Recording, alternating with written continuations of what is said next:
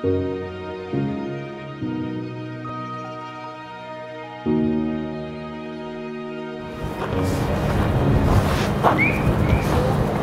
canon d'avoir des passions et des rêves, mais ça demande pour les réaliser beaucoup de travail. Et donc j'ai beaucoup travaillé pour payer mes études et en même temps pouvoir faire des courses en bateau et gravir les échelons petit à petit, naviguer avec des équipages absolument incroyables. J'ai navigué avec Florence Artaud, Luc Poupon, des équipages qui ont gagné la Coupe de l'Amérique, et ça c'est assez rare en tant que femme de pouvoir faire ça, et en tant que Française encore plus. Donc au cours de mon parcours, j'ai rencontré des gens formidables qui m'ont permis de progresser très vite, d'avoir un parcours absolument éclectique. Je ne suis pas restée à Port-la-Forêt toute ma vie, bien au contraire, j'ai fait voilà, plein d'expériences différentes qui aujourd'hui me donnent cette confiance qui me permet de m'aligner sur la ligne de départ du Vendée Globe.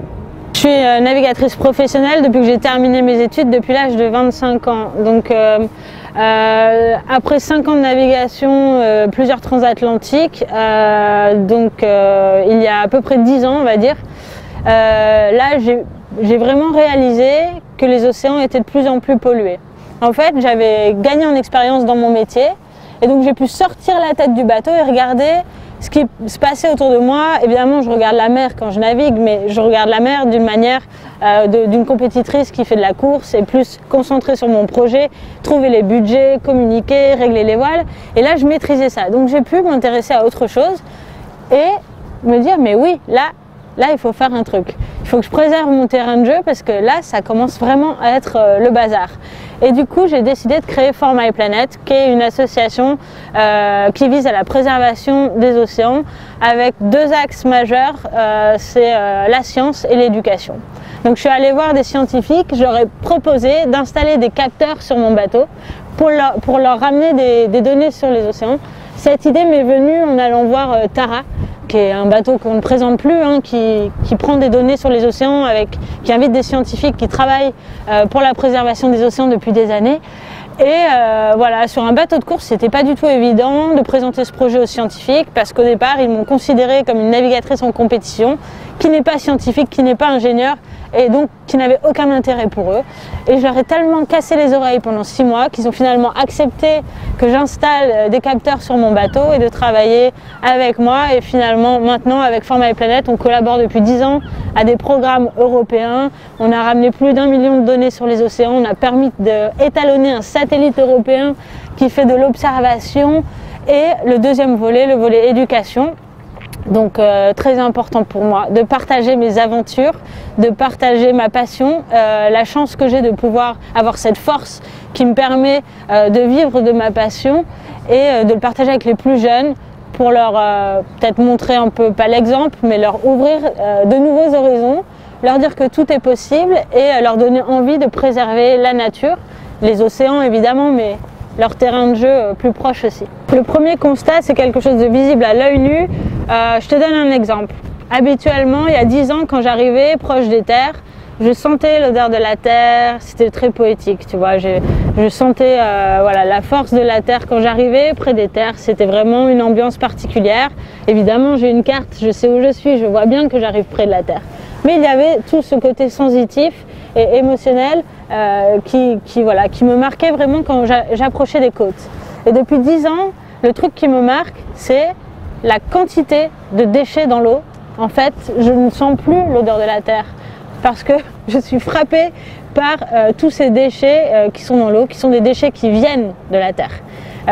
On peut dire que les industries, la chimie polluent la planète, mais en tant que citoyen, on est aussi responsable de cette pollution et c'est ce que j'ai pu constater. Après, en travaillant avec des scientifiques, il y a d'autres types de pollution, d'autres problématiques, l'acidification des océans, les microplastiques, le réchauffement des océans, etc. Mais ce que tu peux voir, c'est ça. Mais tu peux le voir même sans aller traverser l'Atlantique, malheureusement, sur les plages tous les jours.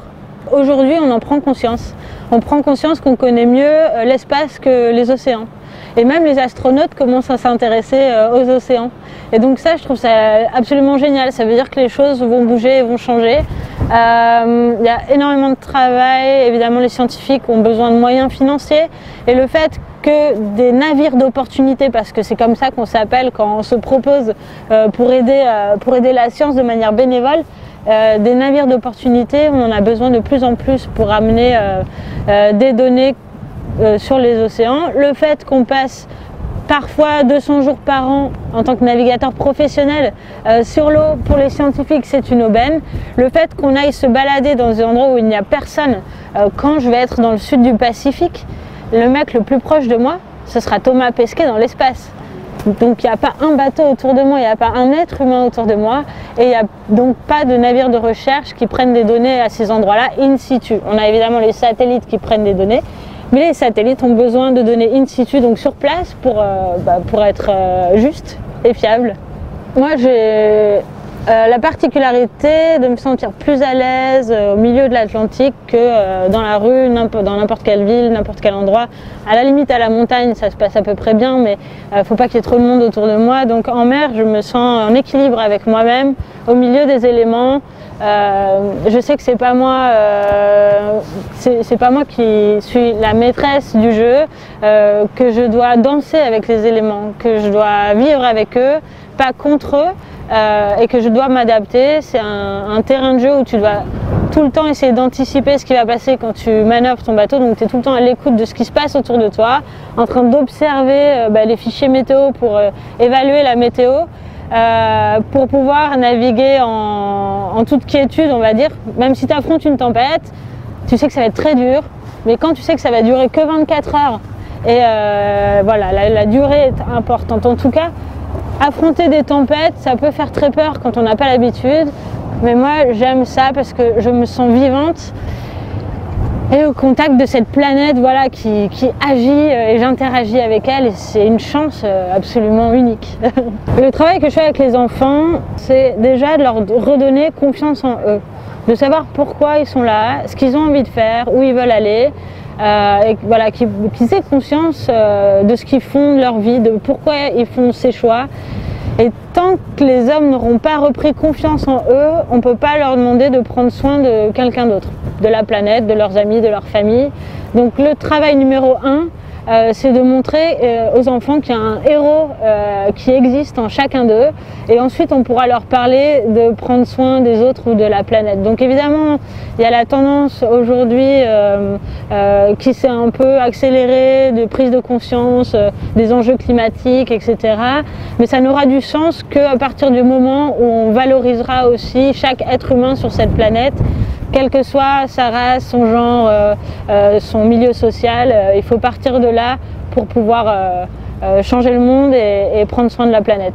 Ce qu'on met en place avec Format et Planète, on écrit un kit pédagogique qui traite de la course évidemment, de la mégafaune, de l'environnement, des déchets, et ce kit est traduit en 4 langues et il est accessible gratuitement sur notre site internet.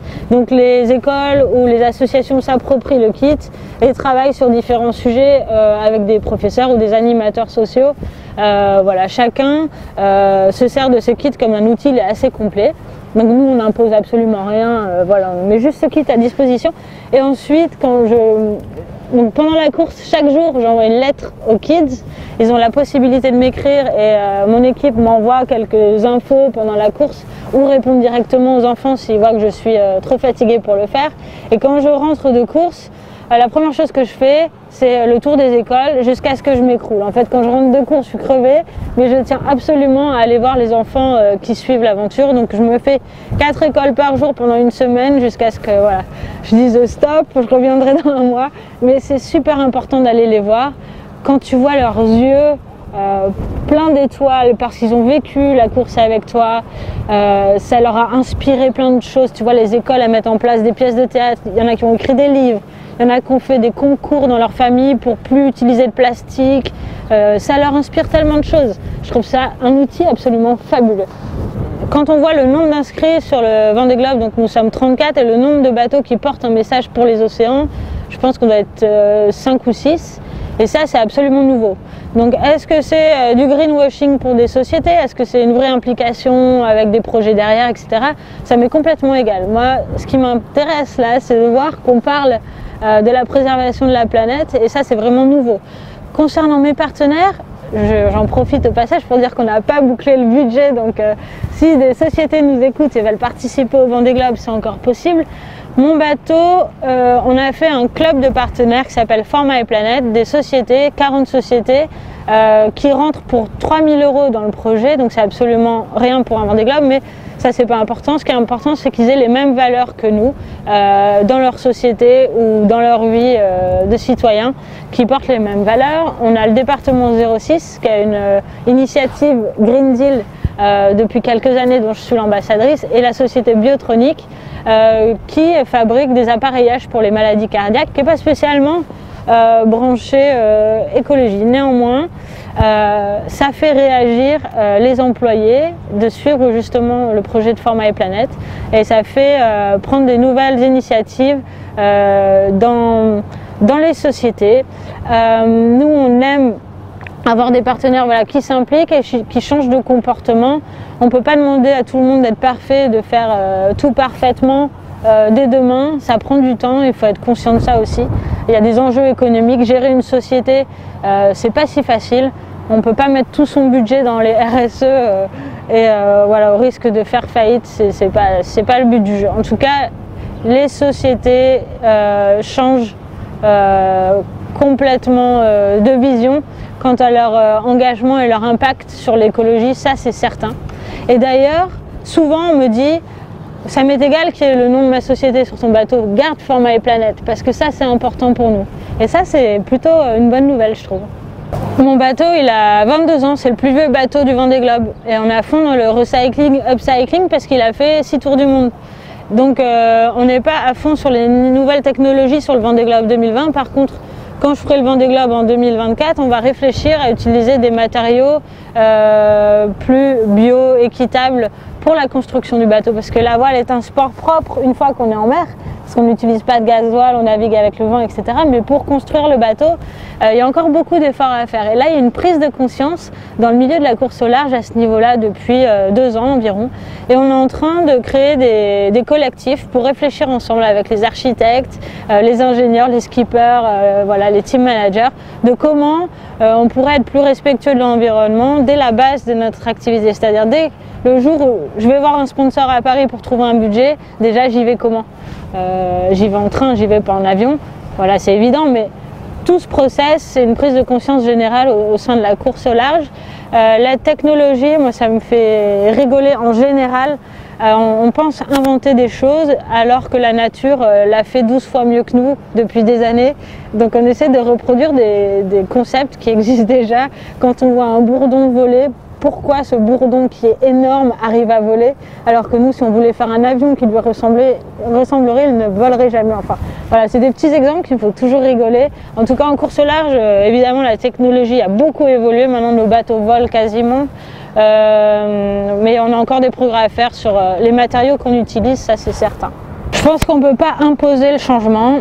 Tant que les citoyens n'auront pas envie de changement, les politiques ne vont pas l'appliquer parce que ça ne fait pas sens.